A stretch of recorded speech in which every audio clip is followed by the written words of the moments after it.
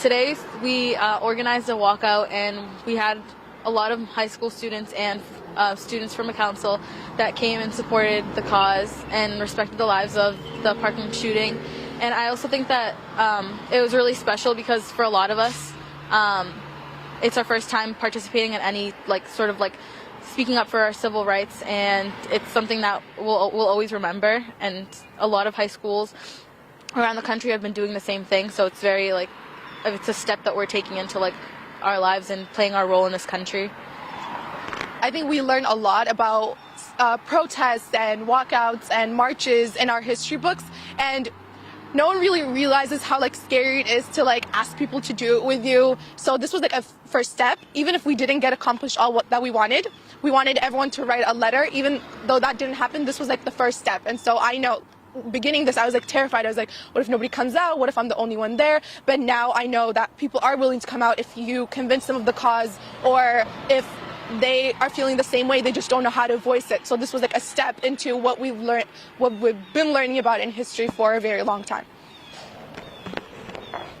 Going off what Barikti said, it was actually kind of funny how the whole walkout came to be, because she actually just messaged me on Instagram because I spoke up about something in my history class. And it's funny how something as small as saying something in a class in high school can ripple out to something as big as a walkout with 2,000 people attending it. Obviously the weather was a gigantic obstacle for this whole event, but I'm glad that we managed to carry through and still put this out there and unite Malden High in a very special way. So there was not only Malden High students that came.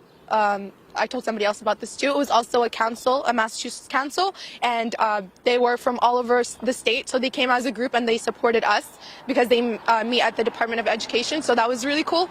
And also what I want to say is that there was also somebody standing on the front steps that was holding a sign that says the Second Amendment right shouldn't be infringed upon. So they were obviously against the walkout, but they were doing it in a peaceful way, and students that were walking in from the walkout, they were respecting them too. So I really like the fact that we can have opposing views and still be, talk about it, because one of the guys, actually two of the guys that were holding were actually some of my friends. So we can have these conversations without being outraged and without, that's it.